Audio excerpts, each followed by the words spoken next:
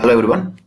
Good morning, good afternoon, good evening, depending upon when you are watching this video lecture in relation to business economics.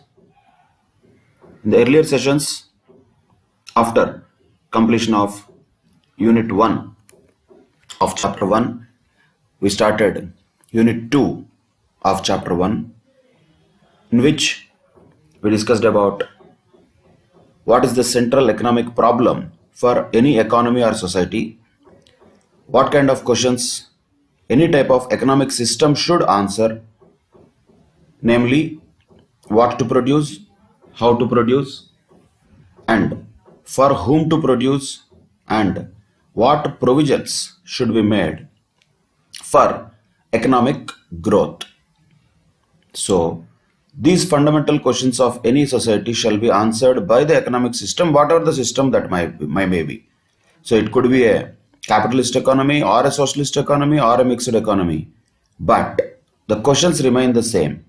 What to produce includes how much to produce also, what quantity to be produced also. That is in relation to the selection of goods and services which have to be produced in a society. How to produce is a selection of technology, we can say, or the process of production, we can say. For whom to produce is about distribution of goods and services to different segments of the society, how already produced goods should be distributed among the members of the society is answered by the question for whom to produce. And what provision should be made for economic growth is all about savings and investment, because it is not about the current consumption, it is mostly about future progress. So, out of the goods which are produced, whenever we use the word goods, it also includes services. Every time we don't have to say goods and services, goods and services. Generally, when we use goods, it is easier to understand, so we use that. That does not mean services is not included when we use the word goods. So whenever anything is produced, then that can have two purposes. One, a portion of that can be used now, consumed now, and a portion of that can be stored for future consumption. The second part is what this question answers. How much provision should be made for economic growth in future? Means how much should be sacrificed in the current consumption has to be decided by that particular question. And of course, as we already discussed, every economic system, irrespective of the nature, name, or whatever it may be, ultimately it depends upon the address of two core things. One is production, second one is distribution. So these two things are going to matter in any type of economy. However, how these central problems are solved is not going to be same. In some type of economy like capitalist economy, yes, the problems are addressed and the economy tries to solve those problems, but in a different way. In socialist economy, the same thing happens in a different way. Mixed economy happens in a khichdi way, where both capitalistic and socialistic principles will be applied. Practically speaking, let us not worry much about mixed economy. Why? Because there is no new policy in that.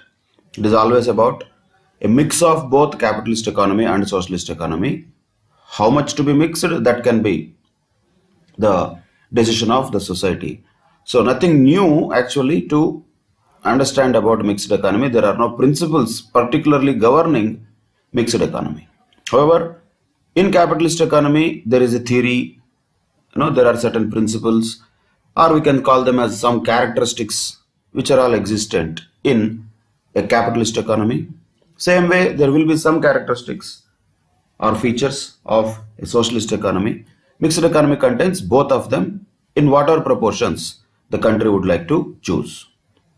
And as we already discussed in the previous class, while understanding these type of economic systems, we should not be biased.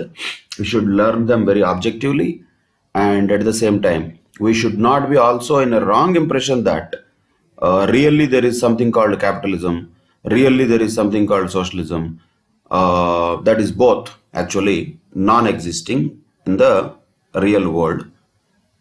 Though it looks like certain countries have chosen more capitalistic principles, very few countries have chosen socialistic principles, but it is not the reality that they are they had or have any kind of 100% adherence to the theories of capitalism or socialism. Not possible. So, practically speaking, practically every economy in the world is a mixed economy. Not only India, in fact, every economy in the world is a mixed economy. Only difference is anyway, mixed economy includes both capitalistic and socialistic principles. Certain economies have more ingredient of capitalism. Certain other economies will have more ingredients of socialism. Purely capitalism, purely socialism is just impossible. It cannot exist also. Both are not possible to exist in their 100% form as of now. To the extent of the knowledge of current human civilization, never it so happened that they could exist in their purest form. Whenever they existed, they resulted in chaos. They resulted in almost world wars also in one way we can say. And then naturally the human beings have learned from those mistakes. Societies, civilizations have learned from those mistakes. And now what is the world order? Mostly it is always a mix of both capitalistic and socialistic principles. Once again, will there not be any inclination? Will mix means exactly 50-50? Never. Nobody is talking about 50-50. We don't know. Maybe something like in America, it may be 70-30, like 70% capitalism, 30% socialism. Maybe in a country like China, it may be like, for example, 40-60.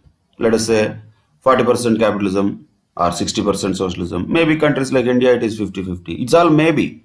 We are not the ones to quantify, and actually nobody can quantify. It is only examples to understand. Only from a perspective that, okay, there are certain countries where the ingredient of capitalism is little more than socialism. That's it. How much more? What is the quantity? This is not a measurement that is possible.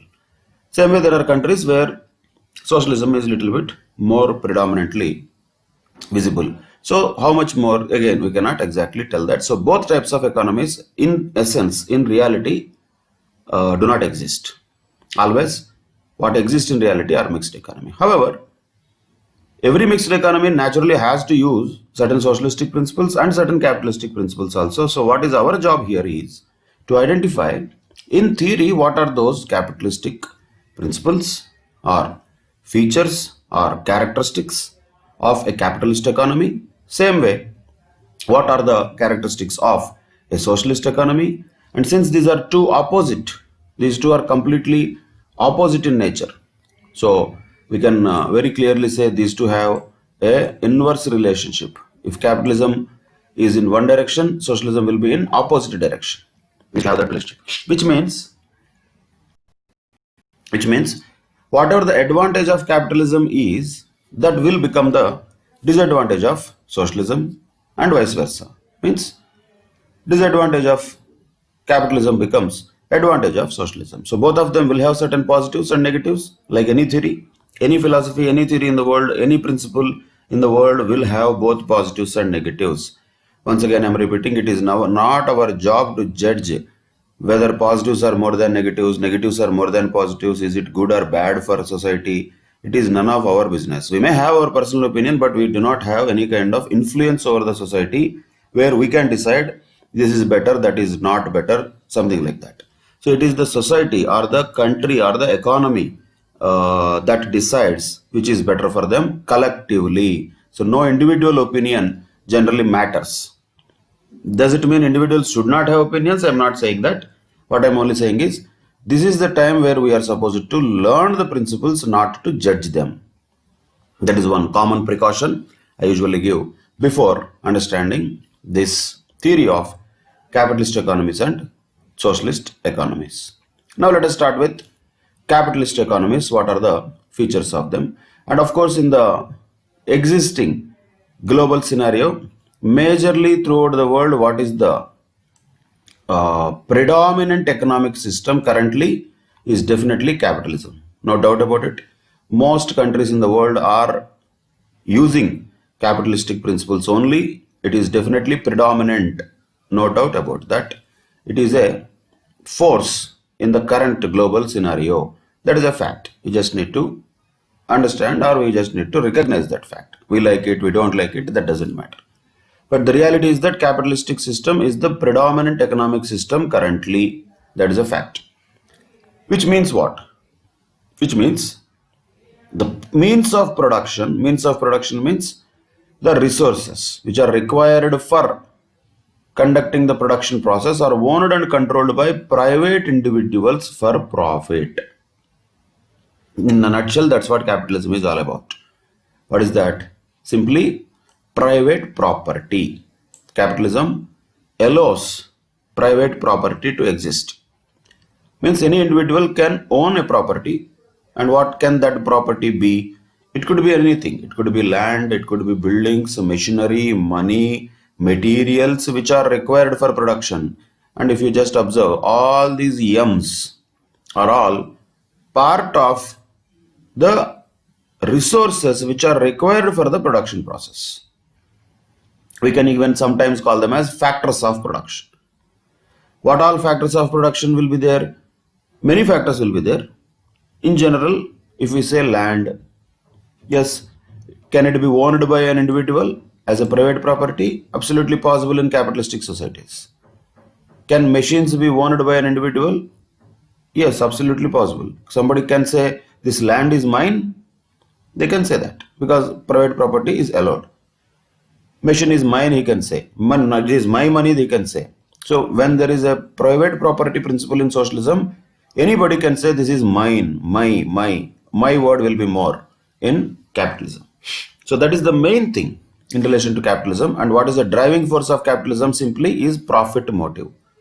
Why any capitalist or an industrialist or a businessman will do business? Why does he do all these activities of business like production and distribution?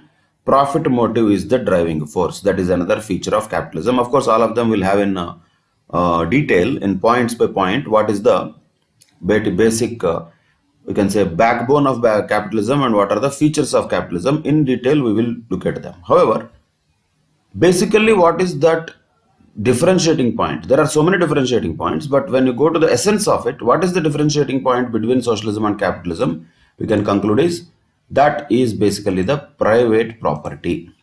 Private property is the biggest differentiating factor.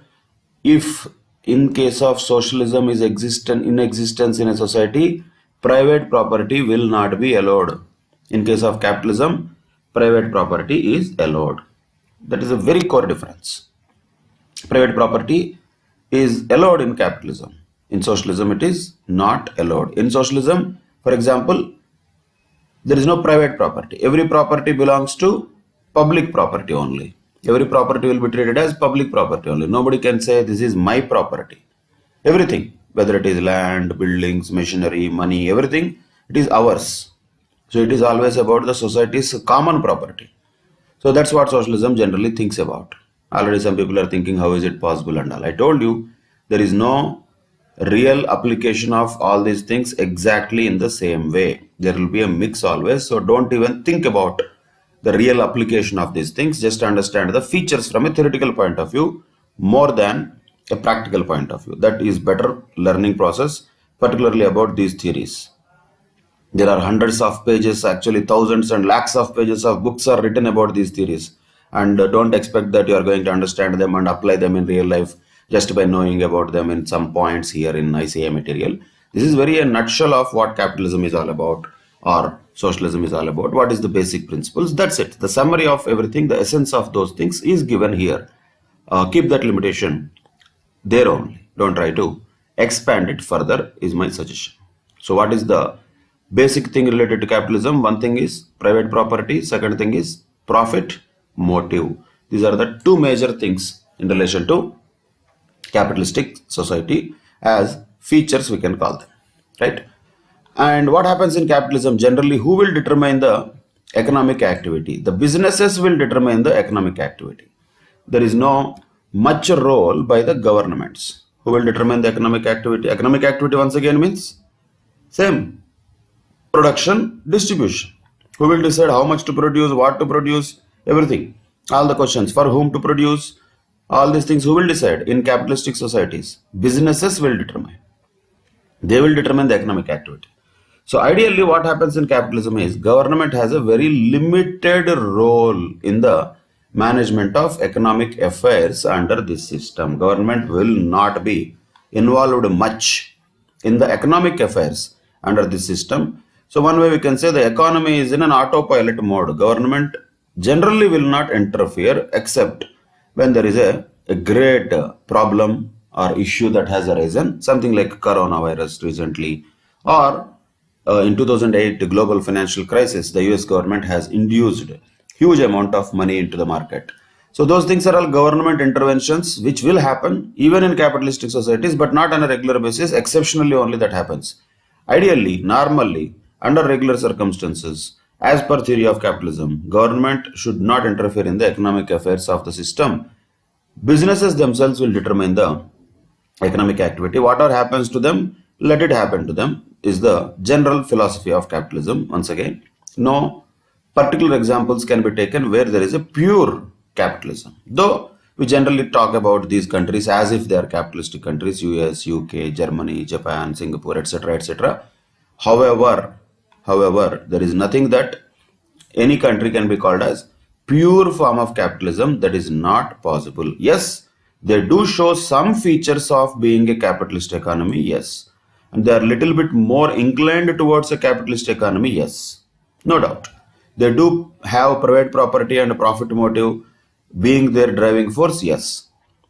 Naturally, if that is the only thing, if you look at most of the countries in the current world are capitalism only, because most of them have fundamentally these two things in their production and distribution system of economy. In the production and distribution resources, private property is mostly allowed in every country.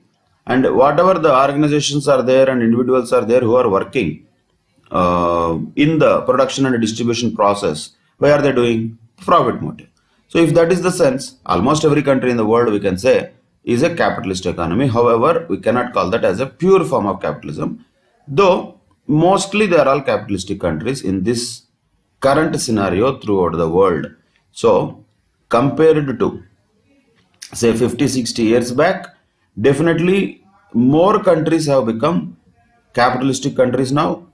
Even though China for namesake is called as a communist country, socialistic principles and all, in reality the essence of using the principles mostly happens through capitalistic principles nowadays. So rather than calling it as socialism, China nowadays can be called as a social capitalism or public sector capitalism. That is also capitalism. So ultimately, the principles of capitalism are more prevailing now in the current world than socialistic principles. Yes, that is a fact. We like it or not, it is a fact. However, that cannot be called as a pure form of capitalism either. Why? Because it is not possible to have pure form of capitalism at all. But there are some other names here you should remember in relation to a capitalist economy. We call this as a capitalist economy. Another name for this is also called as a free market economy, and very important, another Latin word is laissez-faire economy it is called. So any word is used in the questions, you should be able to identify them. Capitalist economy or a free market economy or a laissez-faire economy, this is a Latin word. So earlier these type of Greek and Latin words were used to represent certain things in a bigger way. So this is the free market, simply speaking. Laissez-faire is about free market economy. That is what capitalist economy's main feature is. However, there are many other characteristics of capitalism or a capitalist economy. Once again, are we going to by heart all these things? Definitely not. Why? Because for two reasons. One, there is not going to be any question that asks us, kindly state 5 features of capitalist economy for 5 marks, like that. No, because this exam model for foundation is not descriptive, it is objective in nature. So no need to remember any of these points as they are, because we don't have to write them. There is no descriptive examination for this paper. That is the first reason why we don't need to by heart it. And second point is, once again, The subject itself is a concept-oriented subject. Understanding is more important than remembering. So rather than just remembering certain things, we need to understand the essence of each of them. That is where the focus should be more. But again, should we remember at all something or not? Answer is definitely yes. Memory is also equally important. You cannot say suddenly in the exam this word is used. Say laissez-faire is the word that has been used in the exam. You cannot say I don't know Italian, I don't know Latin language. How can I understand? You should. You don't need to understand that. You should remember that word. Like in the first chapter, there was some Greek word talking about economia, from which the economics word has been like formed. You cannot say I don't know Greek language. Nobody knows Greek language. I also don't know Greek language. I also don't know Latin language. Only those people who have them as mother tongues will have learning of those languages. But there you cannot say I don't remember and all. There you have to remember. So memory is required where simple terminology. Whereas subject is not about only remembering the terminology. Subject is about basically understanding the concept of it. That is why understanding is more and more important than memory as far as this particular subject is concerned. But is there something that we should not remember these things? Definitely yes. But they should be understood in such a way that there is no need of memory. For example, capitalism runs on two major features. One is private property, second one is profit motive. Two P's. Easy to remember. We can just easily say, okay, this is one P, this is private property, and there is one more P, that is profit motive. Capitalism runs on two P's. Okay, that should be remembered for life, not only till the examinations of foundation. That is how these things have to be remembered. Conceptual level things, core things, basic things always have to be remembered, but not in a by hearting mode or a memorization mode. Like we all remember who we are and how we all remember how to walk. We don't memorize it daily. We all remember how to ride a bicycle. If once you know how to ride a bike, you know how to ride a bike, or how to drive, how to swim. You don't remember them. You know them. But that also requires a series of instructions to your brain. That happens automatically. And when it comes to the fundamental things, we need to be reaching that level, not to give a conscious effort of memorizing certain things or by hearting certain things, like you would have done, some of you at least, at the +2 level. That is what I am asking you not to do. So don't try to by heart these things. Just understand these points. What are the features of capitalism? First point, as we already discussed, is about right to private property. Private property includes anything. It could be related to any type of the factors of production or sources, we can call them, or means of production, we can call them, whatever way you call them. Land, factories, machinery, mines, tools, money, all of them can be owned by any person. So they have a right on that. If somebody says this is mine means not, that belongs to me. That's it. So like that, there is a possibility of private ownership in capitalism. But if you observe, some of them, particularly like let us say natural resources sometimes are not actually belonging to anybody. Land, if you look at the reality of it, not the feature of capitalism, in capitalist society, of course, not only that, even in India also, everybody can own a land, and we see this always. Somebody says this land is mine, so this land belongs to so and so. We see boards also, various places. This land belongs to so and so. Trespassers will be prosecuted. Means what? Some person is claiming ownership on that land. But once you just go little bit deeper in reality, how can an individual own a land? Individual comes and goes. Land stays forever, isn't it? Individual has not created the land. He might have at least bought something. He might have just made something like machinery or a new program or a software. That's okay, understandable in the form of private ownership. When it comes to land, the logic of private ownership does not suit. Why? Because individual is a short-lived person. land is eternal. How can a short-lived person own any property which is eternal? That doesn't suit the logic. However, that is how the capitalism works. That is how the private property works. And right from kings and conquerors' ages, even now, till now, what has been the major,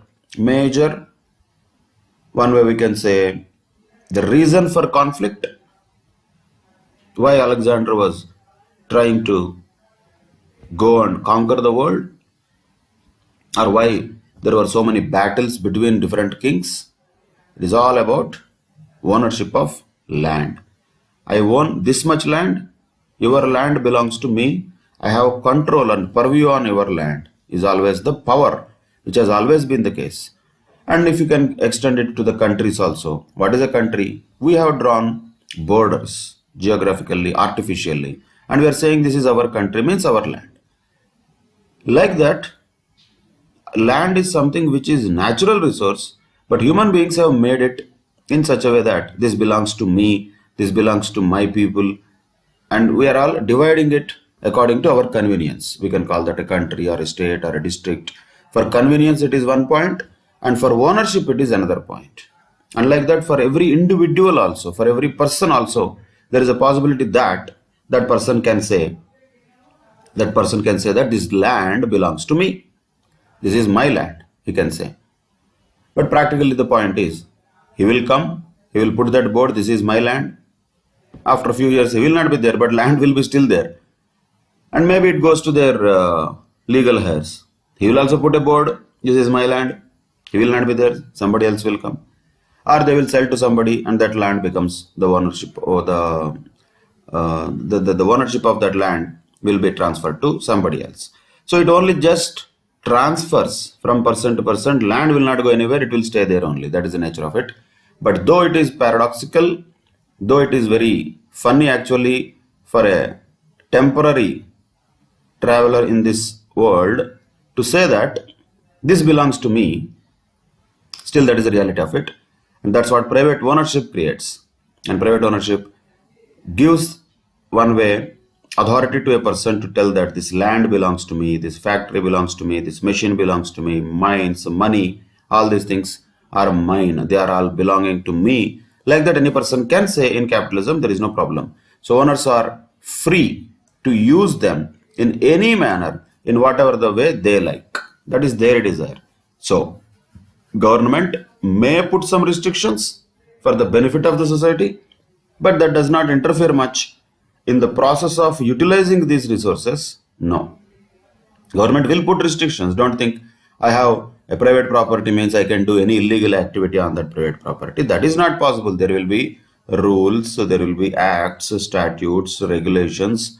Those will be there even in capitalist society also from the government. However, under normal circumstances, government does not interfere. It will let the private property owners to deal with those resources what they have in the manner what they feel good, as long as it is not very dangerous to the society. Government generally does not interfere into that. So that is what is right to private property, we can say. Then the second thing is freedom of enterprise. Freedom of enterprise is about, enterprise means basically starting an activity of production, let us call it for understanding purposes. So freedom of enterprise means what to produce is to be decided by whom. Is government going to tell, okay boss, Mr. X, please come here, from tomorrow onwards you go and manufacture plastic bottles, and the government will call Mr. Y and asks Mr. Y, okay boss, tomorrow onwards you go and produce wheat, like that government will tell? No. There is a freedom of enterprise to each individual, particularly for producers, and not only for producers, even for consumers also there is a freedom to choose any type of economic activity. So that is their choice. What they want to do, what they want to produce, what type of economic activity they want to perform, that is their choice. So naturally a producer is free to set up any type of firm and produce goods and services of his choice. Government is not going to restrict that, regulate that, or directly the government is not going to interfere in the freedom of an individual to set up any type of organization to produce goods and services. So normally already some people are thinking, how can it be possible? In India, for example, somebody comes and says that, okay, I am free and I will start manufacturing guns from tomorrow. I will manufacture bombs from tomorrow. Is it okay? No, sir, that is not okay. We are not talking about exceptional things. Somebody who starts manufacturing illegal drugs, narcotics, without any government permission, not possible. Even normal pharmaceutical industry also, somebody just like that cannot open and start manufacturing, not possible. So there will be certain guidelines, no doubt, certain government direction, no doubt.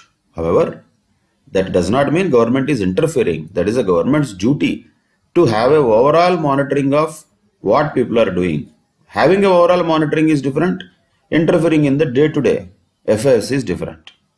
Ideally, in a free market society, freedom of enterprise will be given to the individuals, like consumers also and producers also. They choose what they want to do.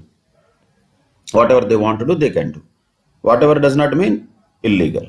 Within the purview of law, within the framework of legal things, definitely they are free to set up any type of firm. For example, all of you have chosen to become chartered accountants or chosen to join the course of chartered accountancy. That you have chosen, government did not ask you to choose. A lot of people will choose some other profession, that is their choice. So somebody is choosing a type of business, somebody is choosing a type of profession, is their choice. Government will not interfere in that directly, though sometimes it may promote certain type of businesses, sometimes it may give some incentives, but that is all about encouraging certain types of businesses for social welfare. Only for that purpose government might interfere. Otherwise, under normal circumstances, the free market economies will definitely have freedom of enterprise, by the way, both for consumers as well as producers. That continues actually with freedom of economic choice also. Both are more or less same. Freedom of enterprise, freedom of economic choice, more or less same. Nothing much different, because economic enterprise is also about economic activity. Economic choice means also more or less the same. So what are the choices that people will make generally? These are the choices. Consumption. What to consume? Is government telling you you have to consume this soap only? Are you directed by the government? No. Is government telling you have to use this shampoo only? No. Consumption is your choice. Which notebook you should purchase, which calculator you should purchase, which pen you should use, which bag you should use, which shampoo you should use, everything, which toothbrush, toothpaste you should use, everything on a daily basis, whatever you are consuming. Nobody is telling you. Nobody is putting any restriction on you. You are free to choose what to consume. And same way work also. Nobody can put force on somebody to work. That is called bonded labor. If that is really enforced, that okay, these people have to work here only, if like that any rules are made, that is a bonded labor, which is abolished even in India. Nowhere in the world it generally works, but yeah, some places it is there in disguised forms. But compared to the earlier centuries, no doubt, nowadays people have their choice of work. They can choose whatever they want to work, wherever they want to work. Nobody can force them. That is another choice, that choice or freedom that people will have. These are from the normal common public point of view. From a capitalist point of view, from an entrepreneur point of view, production also is a choice of an entrepreneur. Government is not going to tell the producers to produce a certain item only under normal circumstances. Exceptions are exceptions. Once again, you have to understand. Now, if you look at the biggest capitalism in the world, even America, that is United States of America, has instructed the automobile companies like General Motors to manufacture ventilators in the time of Corona. In the time of COVID times, government of America has instructed companies in America, which is the most capitalistic country we can call. So that is exceptional case. There you cannot say just because of that it is not a capitalism. That is very exceptional case. Never so happens normally. Government will not direct the production activity of any enterprise in capitalism. They are free. Whatever they want to produce. Okay, boss, you want to manufacture cars? Manufacture, your choice. Okay, you want to manufacture guns? Manufacture. That is ultimate freedom. Not everybody will get that. So certain countries with some licenses, they give permissions to manufacture arms and ammunition also. They give permissions to manufacture chemicals, they give permissions to manufacture any other consumer goods or machineries. Everything that we consume and use on a daily basis is manufactured by somebody. And the question is simple: who is telling them to manufacture? Nobody is telling them to manufacture. They are manufacturing because they wanted to manufacture, they wanted to sell, they wanted to make profit. So all these things, production, exchange, consumption, work, everything is a choice that is to be made by the individuals, and they are free to make that choice. That is one of the features of capitalism, that is called freedom of economic choice. So first one is right to private property. Second one is the freedom of enterprise. There is a freedom here. Another freedom is freedom of economic choice, more or less the same. And as we already discussed in the core principles of capitalism, profit motive is the driving force always. Always and always, profit motive is the driving force for any economy, which can be called as a capitalist economy or a laissez-faire economy, or we can call it as a free market economy. In all those cases, what drives people to do these things? Profit. That is, the desire for profits will be driving the entrepreneurs to do the production. Ultimately, what is the objective of every entrepreneur is maximizing the profits. That is the reality. Somebody may say, I am doing social service and all. Those are okay. Those are separate organizations are there for that. But normal economic entities which are producing or giving services, objective is always to maximize the profits. So that is not bad or something negative. Profit motive itself is not bad. However, if you do bad things also to get profit, that is a different story. So that becomes a ethical or moral issue. We are not talking about that. By basic reasons, by basic feature, any capitalist economy, any organization in a capitalist economy will always have profit motive. That is the nature of it. And not only that, the capitalist economies will allow consumer sovereignty. And you would have heard this also already. Consumer is king. And under capitalism, naturally, that's what it really follows. Consumer is always the king under the capitalism. Consumer sovereignty means that the consumer has a power. Consumer has a power who will ultimately decide, not directly but indirectly. Ultimately, the consumer will decide how much of goods or services should be produced and in what quantities they have to be produced, what goods to be produced. So in other words, if you relate it to the earlier challenges that we had or questions we had, which are basically about what to produce. So what to produce is a question which is answered by whom in capitalism? By consumer in general. Okay, is consumer going to capitalist's ears and whispering, okay boss, I want to buy this, so please produce this? Nothing like that. It automatically happens in the form of a demand that is created by consumers. And when there is a demand for a certain type of goods and services, because they are preferred by the consumers, automatically the entrepreneurs will produce those goods and services. Imagine there is no demand. Imagine the consumers are not preferring such services. Then that's it. There is no such service which could be given, or no such product which could be manufactured. Ultimately, there is no need for manufacturing of such goods or services. Just for understanding purposes, let us say now there is any other particular organization, say, which is earlier manufacturing, say, DVDs or CDs. These were some type of organizations were there which were manufacturing DVDs or CDs. So these organizations, when they have manufactured a DVD or a CD earlier, now consumers are not asking them.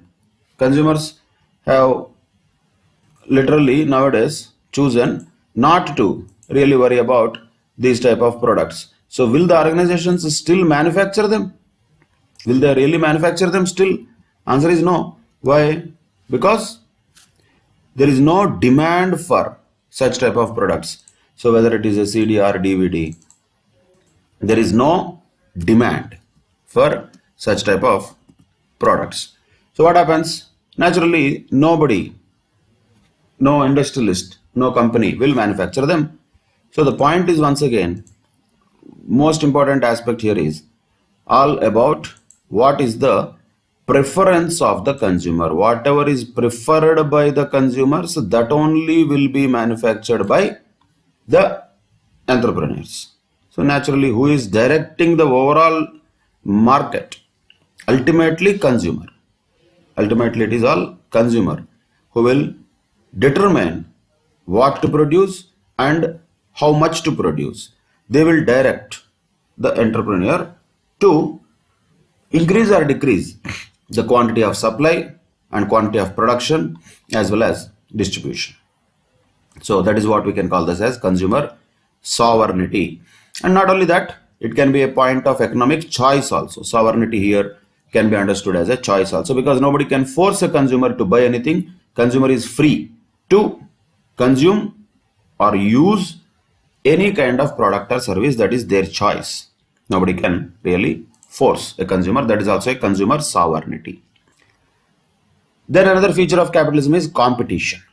Naturally, when there is a capitalist economy, there will be more number of sellers, more number of enterprises and firms and businesses, among which there will be competition. So one of the very important features of capitalism is there will be competition. Good or bad, one will come to that analysis part later, but definitely that helps in bringing out the best efficiency out of the buyers and sellers, since there is competition. Imagine there is no competition, only one type of organization is only manufacturing a particular kind of goods and services, and nobody else is there to do that. If that is the case, then that person, whoever is giving that goods and service, need not bring the best of him. He can just be reluctant. He can be just giving it less efficiently.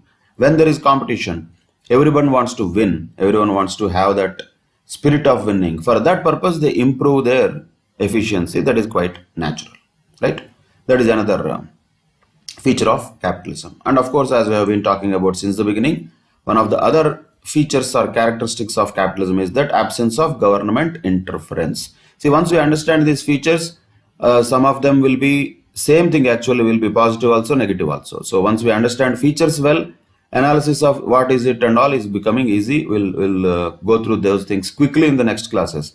But understanding the features of capitalism is the core thing, we can say, which covers this entire chapter one way. Why? Because once you understand the features of capitalism, you can understand whether it is good or bad. Same thing can be good also, same thing can be bad also.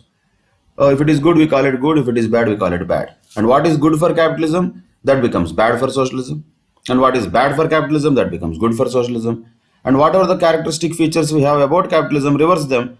Just put that no right to private property, socialism. No freedom of enterprise, socialism. No freedom of economic choice, socialism. No profit motive, socialism. So once you know one thing, you know the other thing automatically. So in the entire chapter of this, the core aspect what should be understood, again, not remembered or by hearted, understood is the essence of this. What are the key features of a capitalist economy? One, right to private property, freedom of enterprise, everybody has a choice, and profit motive is the driving force.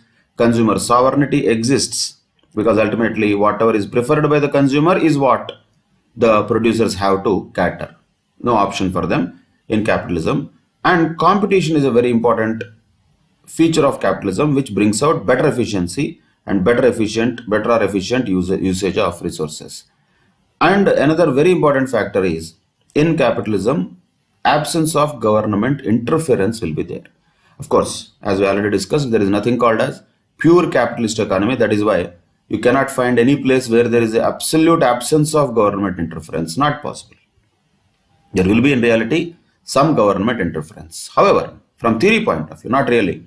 From theoretical perspective, if there is a purely capitalist economy, if there is anything which is not centrally planned or controlled by the government, in that system, all the economic decisions and activities are guided by self-interest. And very important point, now we are reaching that, is price mechanism. Who is not guiding the economy is government. Who is not interfering into the economy is government. And who is directing, what is directing the economy is price mechanism, which is automatic. It is not about any particular action. Nobody is going to manipulate the price mechanism. automatically this happens without any direction and control by governmental authorities. That is the very important feature of capitalistic economies, where government interference will be almost non-existence. And what will be guiding the economic system? Simply the price mechanism will guide the economic system called as capitalism, and other names you have to remember. What are the other names for this type of system? Capitalism is one part, one name. Then free market economy also can be called, or also it can be called as a laissez-faire economy. Either way, what are the features of all this type of systems, theoretically at least, are these? Once again, right to private property, that is first thing. Second thing, freedom of enterprise, that is the second thing. And third thing is freedom of economic choice, profit motive is the fourth one. Then consumer sovereignty is the fifth one. Then we have competition, that is the sixth one. And absence of government interference is the seventh one. These are only indicative. Once again, don't think that there are only 7 features, there are no other features of capitalism, nothing like that. Indicatively, in general, these are the key features of the capitalist economy. Once we understand this, we can extend this discussion to any direction. From this only we can understand what are the positives and negatives of capitalism. From this only we can understand opposite of capitalism, that is socialism also. From this only we can understand positives and negatives of socialism also. And once we have both, from this only we can also go to mixed economy. So the guiding factor for the entire chapter, actually, entire chapter is going to be capitalism. But ultimately, what is the core feature of capitalism? Ultimately, what is going to be the major thing in relation to the capitalism? The fundamental feature of capitalism is, that is, right to private property. That is the fundamental feature of capitalism. So like, for example, if anybody calls and asks what will be the fundamental feature of a bird in general, of course there are birds without wings also, but in general, what is the fundamental feature of a bird is it will have wings. And what is the fundamental feature of a fish? It can swim in the water, it will be in the water naturally. Like that, what is the fundamental feature of a capitalism is, it is a right to private property. These are the things to be understood very well, and we can continue this discussion in the coming sessions. From this only, we don't need to actually add anything else. Once we know these points, every other point in this chapter almost is already covered. All that we are going to do is, we are just going to tweak it a little bit this way and that way. And we are only taking some kind of sides. When we talk about positives of capitalism, we talk about positives. When we talk about negatives, we talk about negatives. Does it mean we don't like capitalism? Or does it mean we like capitalism, we love capitalism? Nothing like that. No judgment required, no feeling, no attachment required. We are only trying to understand analytically and objectively what does capitalism mean. Once we understand that, everything else will be easily, we can say, derived from these points. So be very thorough with these points, read them very carefully, and we can continue this discussion in the next class by taking it to other types of systems and also understanding the advantages and disadvantages of capitalism, and vice versa related to socialism also. We'll do the same exercise.